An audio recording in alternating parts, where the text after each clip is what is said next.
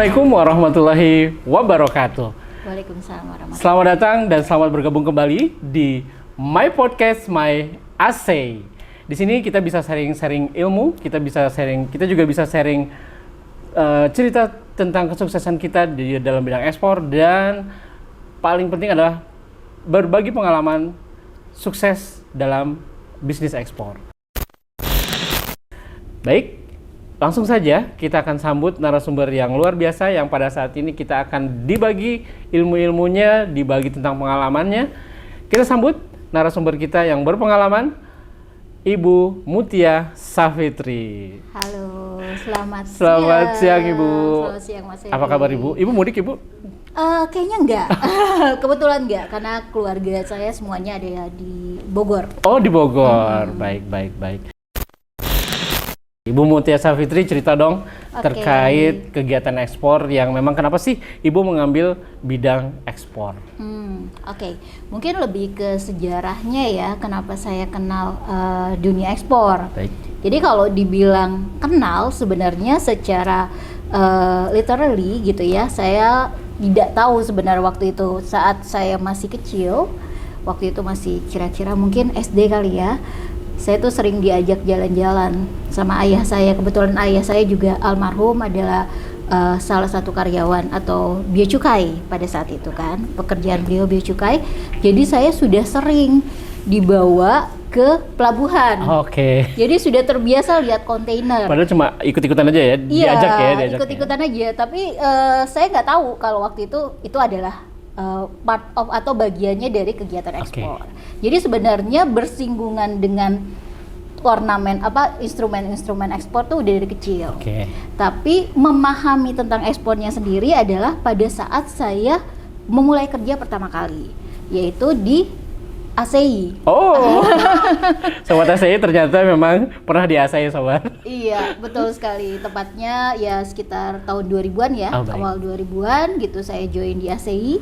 Itu saya ditempatkan di asuransi ekspor. Jadi karena ya sesuai namanya ya teman-teman, karena namanya asuransi ekspor, jadi ya otomatis apa yang menjadi aktivitasnya kami pasti ada hubungannya dengan kegiatan ekspor. Pastinya, walaupun dalam hal lebih ke core bisnisnya adalah proteksi atau perlindungan, seperti itu Mas Heri. Jadi kalau ditanya dari kapan saya kenal ekspor, bersinggungannya dari kecil, tapi mempelajarinya setelah memulai karir pertama kali. Kalau nggak salah di CV Ibu itu banyak sekali ya rentetan kegiatan di perusahaan yang banyak gitu. Itu kenapa bisa begitu Bu? Kenapa emang harus loncat-loncat gitu, atau memang banyaknya ilmu-ilmu baru di tempat-tempat yang lain? Baik. Jadi sebenarnya gini, saya tuh orang yang suka belajar ya pastinya. Saya pengen nambah ilmu terus karena saya ngerasa apa yang saya dapat atau apa yang saya punya itu ternyata nggak cukup gitu kan. Jadi saya pikir mungkin dengan saya masuk ke beberapa perusahaan gitu ya, saya bisa mendapat ilmu yang lebih banyak, yang lebih variatif. Tapi nggak tahu kenapa larinya itu pasti nggak jauh-jauh di pemasaran dan ekspor. Nah, jadi memang memang arahnya gitu ya, atau mungkin takdirnya tuh udah di sana gitu. Sampai akhirnya di titik sekarang, karena semua jalan itu sudah menuju ke ekspor, tandanya saya mempersiapkan diri untuk menjadi seorang spesialisasi di ekspor. Seperti itu, Mas Heri. Jadi memang ya pertama memang karena sudah jalannya, lalu kedua juga sekarang saya semakin menikmati kegiatan itu sih. Sekarang terkait sama ekspor sendiri Bu, di bidang di Indonesia ekspor itu menurut Ibu peluangnya besar atau tidak ya? Pasti ya, pasti. Khususnya ekspor non migas gitu ya. Kalau kita nggak usah bicara migas karena migas juga salah satu ekspor komoditi ekspor terbesar di Indonesia. Tapi kalau kita bicara non migas itu selain peluang gitu ya, ekspor yang terjadi pun juga sangat besar gitu. Bahkan untuk komoditi-komoditi khusus, Indonesia tuh mempunyai quality produk yang memang dicari oleh market gitu ya, pembeli di pasar global. Seperti itu Mas. Jadi ya sangat besar gitu untuk peluang ekspornya itu sendiri, seperti itu. Oke Bu, berarti memang peluang ekspor di Indonesia itu besar banget ya Bu ya? Iya, betul sekali. Berarti siapa aja sih Bu pihak-pihak yang ada di dalam ekspor, kegiatan ekspor itu? Oke, pastinya karena tadi kegiatan ekspor dan peluang untuk ekspor Indonesia itu cukup besar dan nggak mungkin dong cuma satu pihak yang terlibat dalam kegiatan ekspor. Jadi kalau dibilang siapa aja yang terlibat, banyak. Bisa dari, yang pasti yang pertama adalah eksportir. Eksportirnya. Eksportir Betul. yang memang memproduksi ataupun yang punya memasarkan barang. produk, yang punya Betul, barang betul. gampangnya. Lalu yang kedua adalah pembeli. Pembelinya. Ya, Oke. pembeli. Kalau kita bicara ekspor, tandanya kita bicara tentang pembeli di luar negeri. Oke. Oke. Lalu setelah itu apa? Karena dalam proses ekspor itu sendiri kita harus melalui beberapa tahap, baik itu dari segi pengiriman ataupun juga pembuatan dokumentasi dan lain sebagainya, otomatis juga secara tidak langsung pihak-pihak di pemerintahan, khususnya misalnya seperti Bea Cukai, lalu juga Kementerian Perdagangan, itu juga masuk di dalam pihak-pihak yang membantu kegiatan ekspor. Seperti itu. Jadi kalau mungkin saya bisa melakukan summary ya terkait itu. Jadi pastinya yang terlibat itu yang pertama adalah pelaku bisnis. Bisa itu sifatnya state owned company, BUMN ataupun juga private company. Lalu juga selain itu juga government yang mensupport ataupun yang ikut andil di dalam terjadinya transaksi ekspor. Seperti itu Mas Heri. Baik, di kegiatan ekspor itu kaitannya ada risiko-risiko nggak sih Bu yang timbul Bu? Oh pasti dong, kalau kita bicara bisnis, kita bicara juga tentang risiko. Karena kan kalau prinsip ekonomi itu kan high risk, high return ya. Walaupun juga sebenarnya nggak berarti resiko tinggi juga hasilnya juga tinggi. Tapi kan sebenarnya memang dalam setiap kegiatan, terutama bisnis, itu resiko itu menjadi suatu keharusan yang memang harus dihadapi oleh para pelaku bisnis gitu. Jadi kalau ditanya resiko dalam ekspor itu besar, ada, dan kalau dibilang besar bisa gitu ya, dibilang besar karena memang kita melibatkan dua negara nih. Kita nggak bicara kita kalau domestik kan beda ya, pembelinya ada di dalam negeri. Tapi kalau kita bicara ekspor, pembelinya tuh udah beda negara. Betul. Yang mungkin notabene sudah beda culture, beda regulasi. Keamanan juga pasti beda Bu. Betul. Jadi memang selain memang bisnis itu adalah kepercayaan, tapi memang kalau boleh kita bilang resiko itu ada, dan khususnya untuk ekspor banyak sekali ya sekarang suka ada slogan-slogan ekspor itu mudah gitu, ekspor itu gampang kalau yang ngerti. Kalau saya sih ngomongnya gitu, ekspor itu mudah, ekspor itu gampang kalau yang mengerti tentang kegiatan ekspor itu sendiri atau prosedur ekspor. Tapi kalau saya bilang ekspor itu memang tidak mudah, tapi bukan berarti tidak mungkin. Seperti itu. Jadi memang ekspor itu beresiko sama seperti kegiatan bisnis lainnya. Dalam proses kegiatan ekspor itu memang nggak ada apa Bu ya? Ada proteksi atau apa gitu Bu? Yang mendampingi kegiatan ekspor itu? Kalau tadi kita bicara tentang resiko, otomatis kan kita sebagai pelaku bisnis berusaha untuk meminimalisir terjadinya resiko. Nah, apa sih solusi yang kita lakukan atau apa sih tindakan action yang harus kita lakukan gitu ya untuk mengurangi atau meminimalisir resiko itu sendiri gitu. Nah, salah satunya adalah asuransi. Nah, kalau misalnya kita suka dengar ya, ya kita bicara istilah-istilah ekspor lah. Ada yang namanya Incoterm. Incoterm itu cara penyerahan barang kepada pembeli. Salah satunya itu ada yang namanya CIF, Cost Insurance and Freight, gitu ya, Cost of Insurance and Freight. Jadi di situ aja sudah ada statement insurance. Tandanya memang insurance atau asuransi itu dilibatkan dalam transaksi ekspor tersebut. Jadi memang peran dari asuransi itu cukup besar dalam kegiatan ekspor. Jadi asuransi apa Bu yang bisa diambil untuk kegiatan ekspor itu?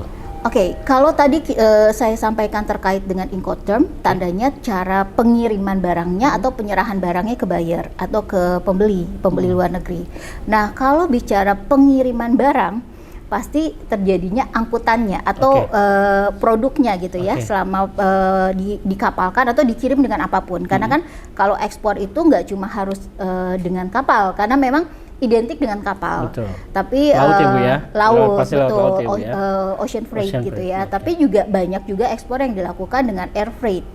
Gitu, ataupun juga dengan land atau jalan. Misalnya untuk perbatasan negara yang berbatas darat dengan Indonesia, itu juga kita namakan transaksi ekspor, gitu kan. Tapi memang tidak melalui laut ataupun udara, tapi melalui darat, seperti itu. Nah, kalau tadi dibilang dari segi angkutannya bermacam-macam, ya kalau di asuransi ada yang namanya asuransi marine cargo atau asuransi kerugian ya, ataupun juga asuransi non marine cargo. Nah, jadi itu baru bagian kecilnya.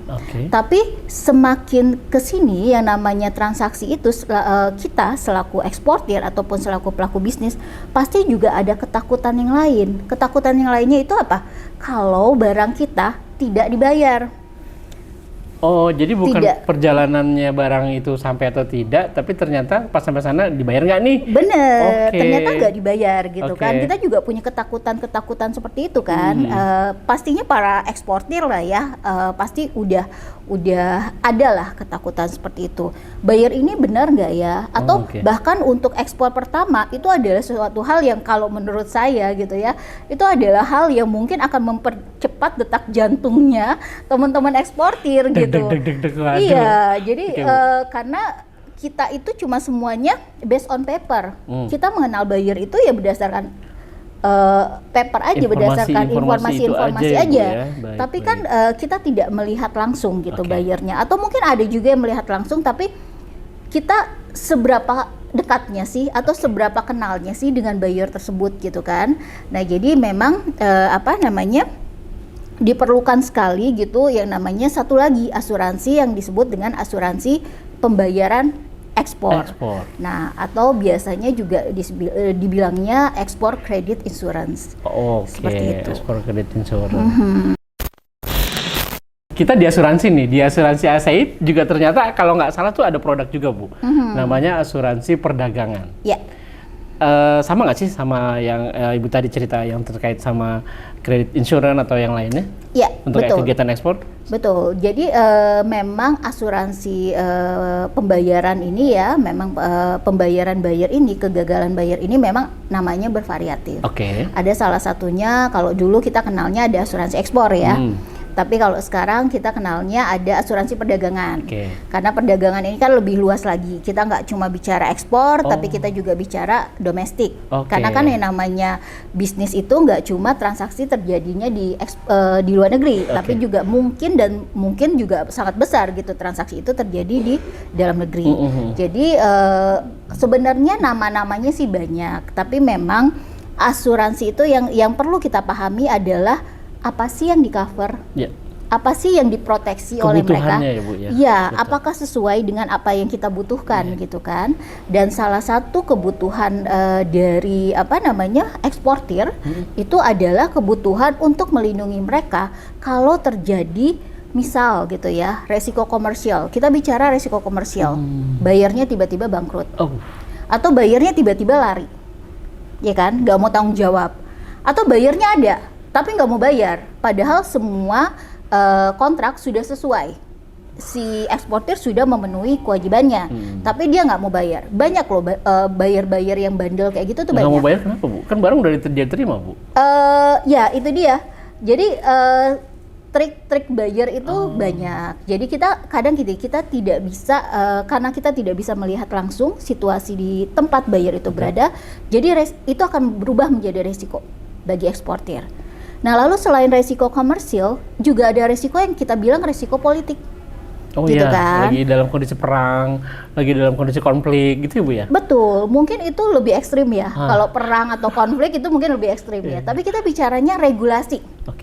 Kalau tiba-tiba saya ekspor barang ke suatu negara tertentu, ya bisa lah saya sebut negaranya itu adalah negara A gitu ya.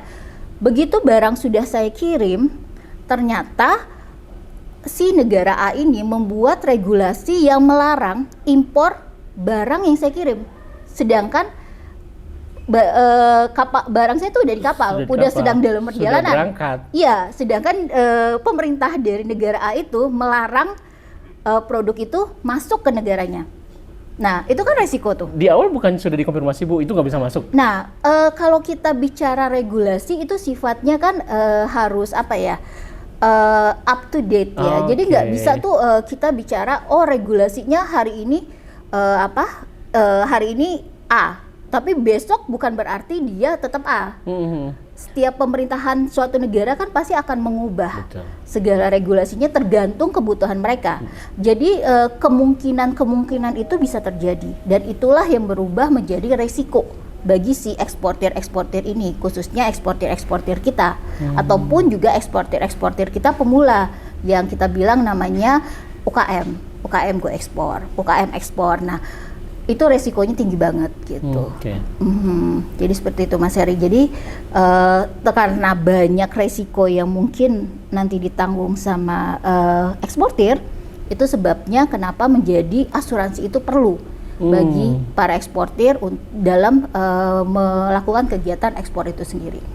Memang fungsinya jadi benar-benar sebagai pendamping ya Bu ya. Memang dia mendampingi kita sebagai eksportir yang memang kalau dia nggak mau rugi besar nih, ya kita harus pakai asuransi. Betul. Gitu, jadi kalau saya sih bilang kalau saya ya secara pribadi, dan saya juga pernah memberikan konsultasi ke beberapa teman-teman eksportir, asuransi ini bukan cuma sekedar pendamping, tapi sudah suatu keharusan. Karena kalau saya analogi sederhananya suka menganalogikan ke teman-teman eksportir adalah kalau kamu pakai asuransi, setidaknya detak jantung kamu yang tadinya kenceng bisa lebih mereda sedikit pada saat barang kamu dikirim, gitu kan. Jadi maksud saya gini, mungkin ada stigma kalau orang itu kan berpikir dengan adanya asuransi ya udahlah kita asal-asalan aja gitu kan, kita kirim barang asal-asalan aja nanti juga di cover sama asuransi, kan ada stigma kayak gitu. Betul. Juga. Tapi sebenarnya nggak seperti itu, karena asuransi itu bukan bonus dalam tanda kutip ya. Kita bukan mencari uang dari asuransi, tapi justru asuransi itu fungsinya adalah untuk meminimalisir atau memperkecil terjadinya resiko atau memperkecil terjadinya kerugian bagi si eksportir tersebut. Jadi kita nggak bicara asuransi itu pasti suatu hal nih, bonus, gitu. Kelebihan gitu atau hadiah gift yang diberikan pihak lain ke kita, itu enggak. Justru kalau misalnya kita tidak hati-hati dan kita mengajukan klaim, kan nggak 100% juga di cover, ya kan? Betul. Kita nggak dapat profit, lalu juga memang mungkin bisa aja kita break even gitu ya, dimana kita nggak rugi. Tapi setidaknya dengan adanya asuransi, lantas apa gunanya asuransi gitu ya kalau misalnya tidak memberikan keuntungan secara finansial gitu. Kalau saya bilang finansial bonusnya tadi tidak, tapi meminimalisir terjadinya kerugian itu pasti iya, sangat membantu gitu. Emang ada Bu perusahaan yang nggak mau pakai asuransi gitu? Maksudnya eksportir yang nggak mau pakai asuransi gitu? Ada Bu? Ya kalau dibilang, saya ketemu beberapa eksportir ya, banyak. Tapi umumnya banyak yang tidak tahu tentang asuransi perdagangan ini sendiri. Mereka berpikir asuransi ekspor itu kaitannya sama pengirimannya. Gitu kan, ya, seperti marine cargo atau non marine cargo. Mereka nggak tahu ada yang namanya export credit insurance atau asuransi pembayaran ekspor gitu, transaksi ekspor gitu.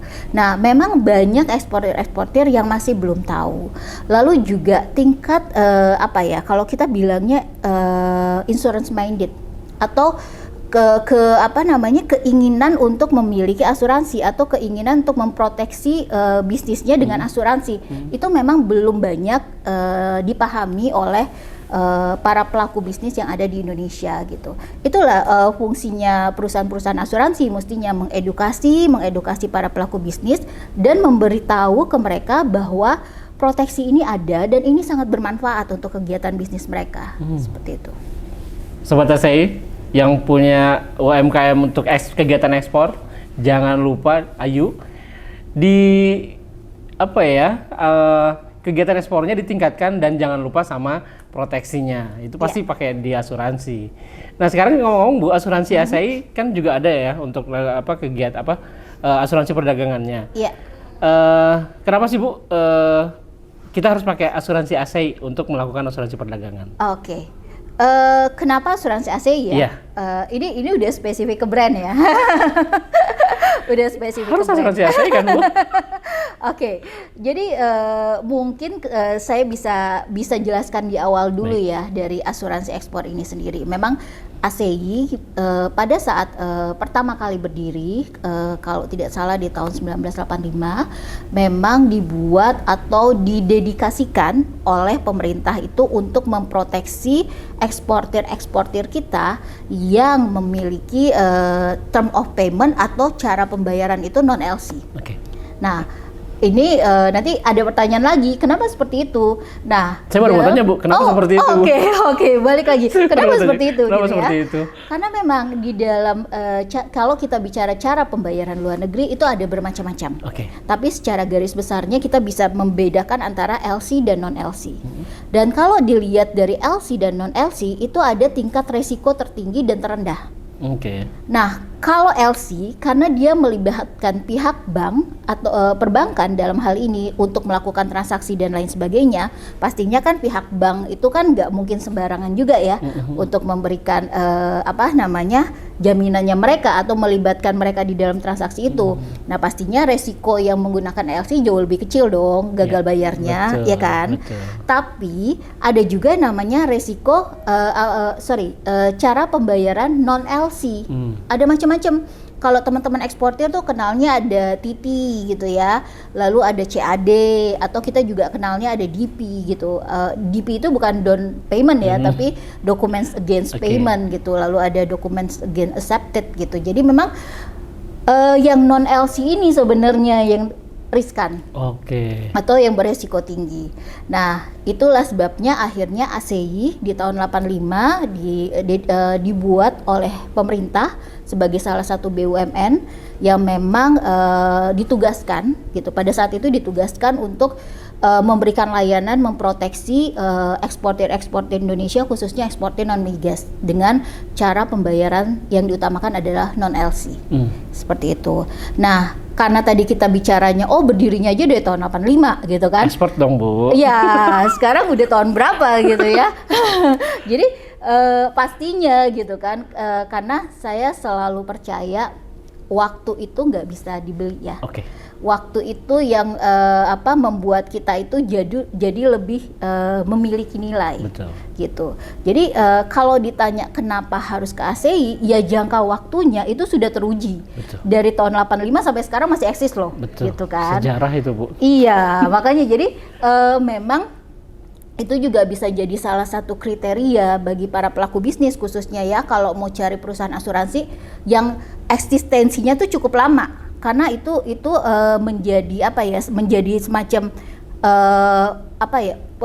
nilai ini ya, nilai plus ya. Nilai tambah Pak. Nilai Pasti, tambah, Bu. betul, nilai tambah gitu bagi kita untuk memilih asuransi mana yang mau kita pakai. Karena kalau udah cukup lama tandanya secara kredibilitas dia bisa dipertanggungjawabkan seperti itu. Dan apalagi ASEI juga masih bagian dari pemerintah gitu kan. Jadi ya kalau untuk para pelaku bisnis udah paling tepat lah ke ASEI gitu. Jadi udah paling tepat ke ASEI karena kalau terjadi apa-apa ya pasti di cover gitu kan, pasti klaimnya dibayar seperti itu. Yes. Berarti memang kita sobat ASEI, kita memang harus melaksanakan kegiatan ekspor ini dengan penuh kehati-hatian dan penuh dengan semangat. Cuma yang jelas asuransi ASEI akan hadir di sana untuk bukan sebagai pendampingan, tapi benar-benar memang memperhatikan kebutuhan dari eksportir itu sendiri, baik untuk dari pengirimannya atau pembayarannya ataupun apa, semuanya diperhatikan di sana. Kita sudah di penghujung podcast kita hari ini. Ada pesan atau ada tambahan terkait asuransi perdagangan yang ada di ASEI, atau mungkin untuk eksportir para UKM yang ada di luar sana untuk kegiatan ekspornya?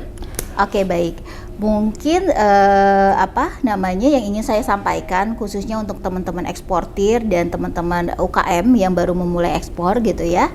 Memang harus dan wajib bagi kita sebagai eksportir atau kita sebagai pelaku usaha untuk melibatkan atau mengikutsertakan asuransi di dalam kegiatan ekspor kita.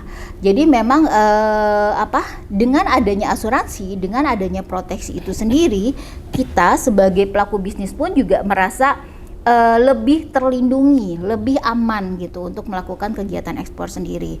Dan di asuransi ASEI pun juga yang kita bilang dengan asuransi perdagangan, perdagangan luar negerinya atau export credit insurance, itu pun juga para eksportir itu juga dibantu nantinya untuk dicek bayarnya.